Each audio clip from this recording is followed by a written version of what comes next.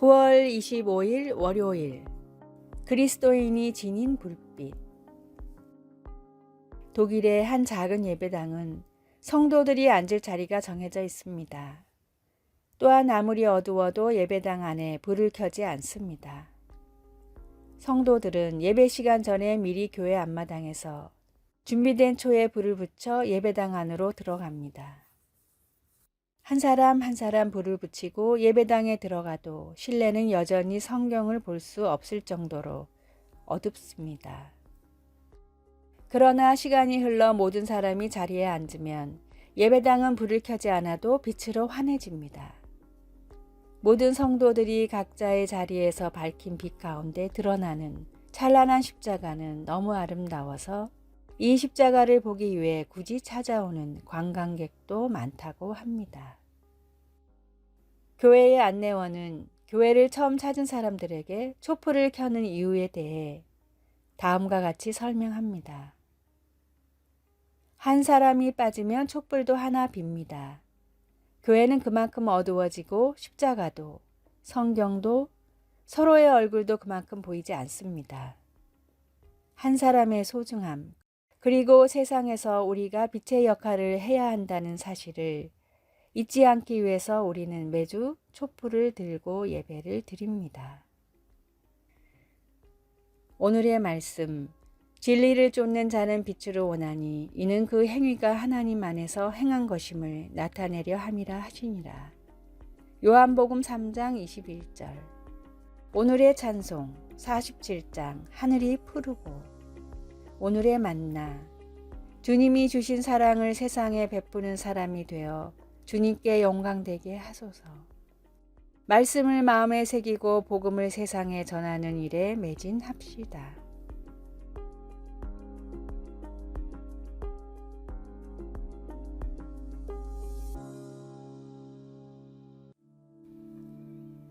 (9월 26일) 화요일 종의 마음.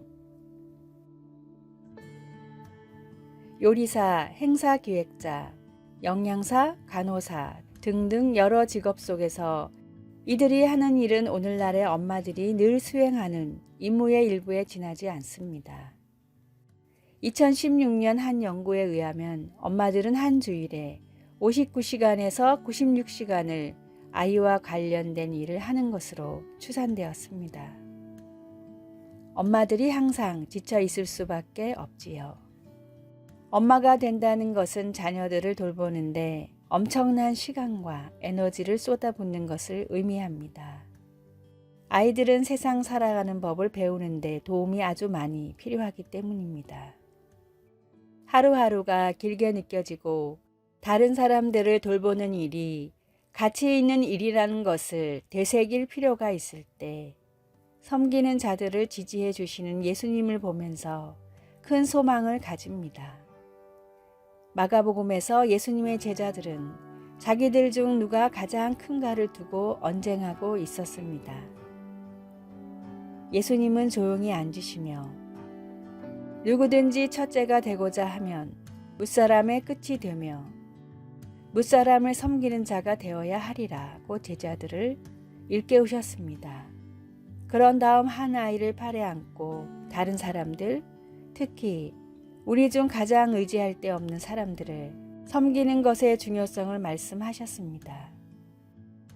예수님은 다른 이들을 섬기는데 드리는 시간과 노력을 매우 귀하게 여기신다는 것을 알고 힘을 내시기 바랍니다. 말씀, 누구든지 첫째가 되고자 하며 무사람의 끝이 되며 무사람을 섬기는 자가 되어야 하리라. 마가복음 9장 35절. 찬송 218장 내 마음과 정성을 다하여서. 기도. 주 예수님, 주께서 아이들과 연약한 이들을 사랑으로 돌보신다는 것을 깨우쳐 주시니 감사합니다. 주님의 섬김의 본을 따를 수 있도록 도와주소서. 아멘.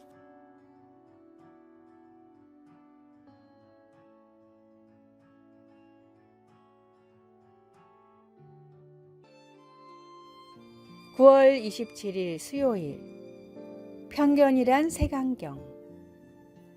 영국의 극작가 조지 버나드 쇼는 어느 날 영국의 유명한 예술 평론가들을 모아놓고 자신이 구입한 조각을 소개했습니다.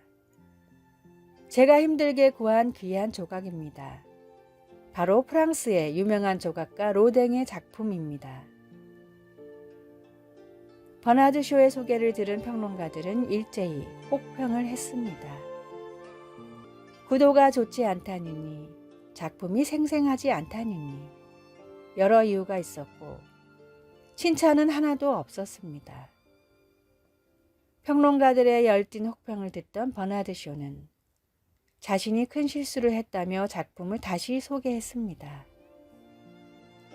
여러분 죄송합니다. 제가 큰 착각을 했군요. 사실 이 작품은 그 유명한 천재 미켈란젤로의 작품입니다. 이 말을 들은 평론가들의 얼굴이 하얗게 질렸습니다. 미켈란젤로는 예술 평론가들이 가장 좋아하는 예술가였기 때문입니다. 영국의 예술 평론가들이 프랑스 사람이라는 이유로 로댕의 작품을 제대로 보지도 않고 무조건 싫어한다는 걸 알게 된 버나드 쇼가 준비한 깜짝 이벤트였습니다. 편견을 가진 사람은 사람도 사물도 제대로 볼 수 없기에 많은 가능성을 놓칩니다. 세상 사람들이 누구보다 피하던 사람들에게 예수님은 가장 먼저 찾아가셨고 복음의 기쁜 소식을 전하셨습니다. 내 생각과 잣대로 사람을 판단하지 말고 오직 주님이 주신 사랑의 마음으로 다른 사람을 바라보십시오. 오늘의 말씀, 나의 판단을 주 앞에서 내시며 주의 눈은 공평함을 살피소서. 시편 17편 2절. 오늘의 찬송 430장, 주와 같이 길 가는 것. 오늘의 만나, 편견 없는 순수한 마음으로 다른 사람들을 대하는 겸손을 주소서. 삐뚤어진 시선으로 세상을 보지 말고 주님의 시선으로 세상과 상황을 봅시다.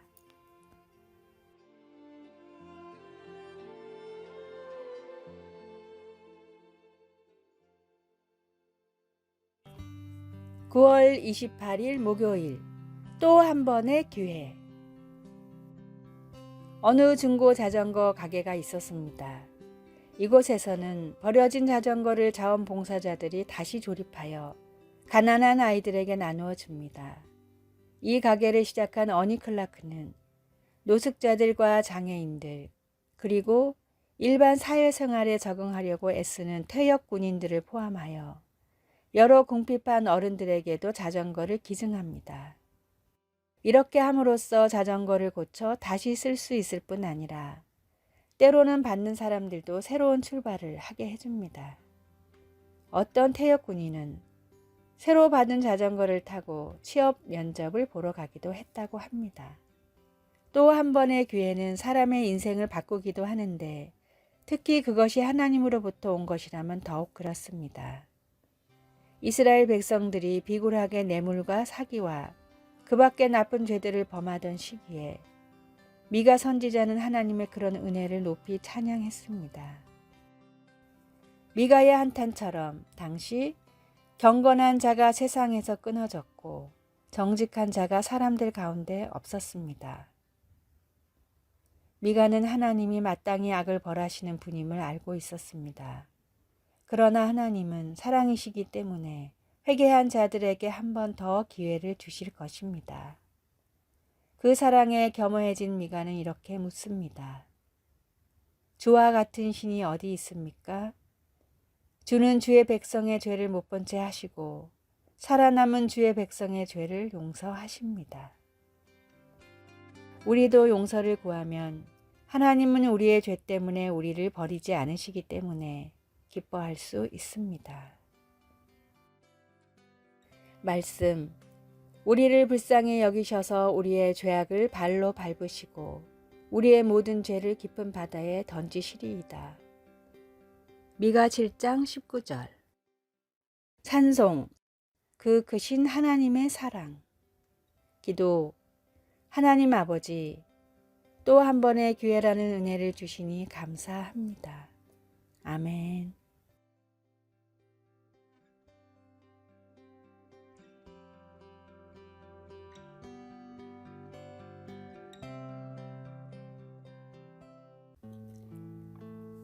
9월 29일 금요일 질문을 바꿨더니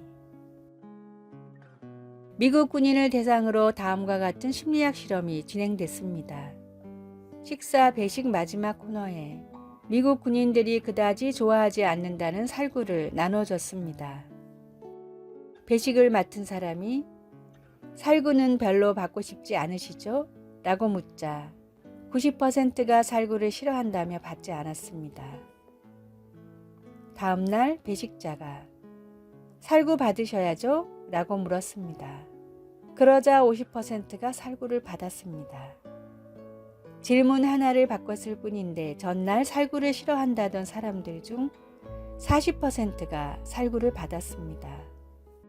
마지막 날 배식자는 살구를 1개 드릴까요? 2개 드릴까요? 라고 물었습니다. 그러자 40%는 1개를, 50%는 2개를 받았습니다.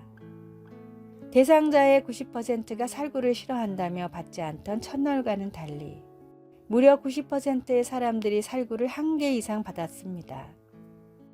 단지 질문을 바꿨을 뿐인데 말입니다. 복음을 전하는 귀한 사명을 가진 우리도 더욱 지혜롭게 묻고 권할 필요가 있습니다. 전도는 옳고 그름을 따지는 문제가 아니라 사랑과 관심으로 마음의 문을 여는 행동입니다. 사랑과 덕을 세우는 행동으로 부드럽고 담대히 복음을 전할 때 다른 모든 일은 성령님이 책임져 주십니다. 우리가 할 일은 용기와 사랑으로 이웃에게 다가가는 것뿐입니다. 구원을 받아도 안 받아도 그만인 것이 아니라 언젠가는 반드시 받아야 하는 중요한 것으로 전하고 느끼게 만드십시오. 오늘의 말씀. 그러나 원수와 같이 생각지 말고 형제같이 권하라. 데살로니가후서 3장 15절. 오늘의 찬송 96장 예수님은 누구신가. 오늘의 만나. 주변 사람들과 지혜로운 관계 속에서 친절하게 복음을 전하게 하소서. 생명을 살리는 구원의 복음을 쉽게 믿고 싶은 마음을 갖도록 전합시다.